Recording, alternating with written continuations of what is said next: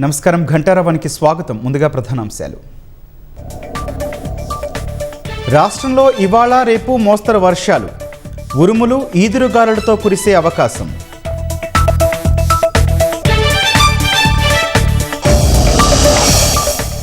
బండి సంజయ్పై బీఆర్ఎస్ తప్పుడు ప్రచారం చేస్తోందన్న బీజేపీ.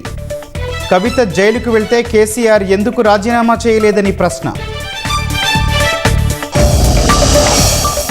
అప్పులిచ్చిన వారిని చంపేందుకు నిందితుల కుట్ర. మొయినాబాద్ వృద్ధ మహిళ హత్య కేసులో విస్తుగొలిపే విషయాలు. కేరళ సీఎంగా వీడి సతీశన్ ప్రమాణ స్వీకారం. క్యాబినెట్లో మంత్రులుగా 20 మందికి చోటు.